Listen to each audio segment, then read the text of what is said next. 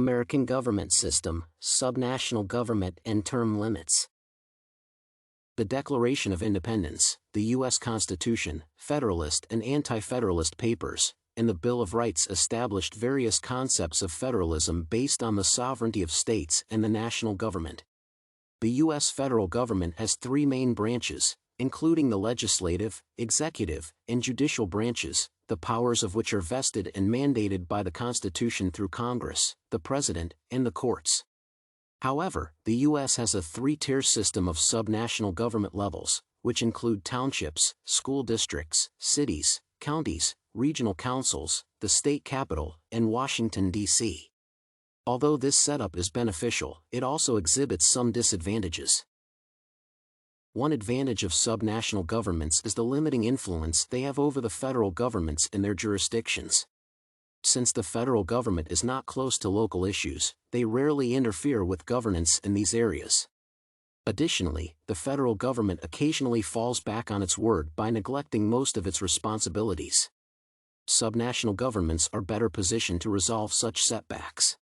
Though, it has its shortcomings, including a lack of efficiency because these governments use much effort to achieve higher goals for the state.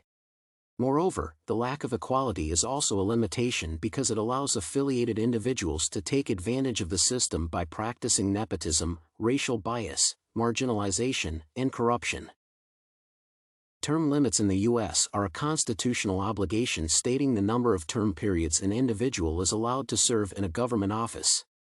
Term limits are more important and advantageous than disadvantageous because they offer opportunities for new leaders who come up with new and innovative ideas. Although leaders in government offices familiarize themselves with their duties as they gain more experience in their responsibilities, redundancy can support adversities as an individual may become comfortable with the position and neglect critical issues. Apart from that, an individual may take advantage of the system and other people by spearheading self-interests. In addition, some may choose to hold on to power despite individuals' outcry against their leadership. However, term limits prepare individuals to hand over their powers willingly. Thus, the adoption of term limit regulations in the U.S. is a worthy endeavor, promising stability and continuous development.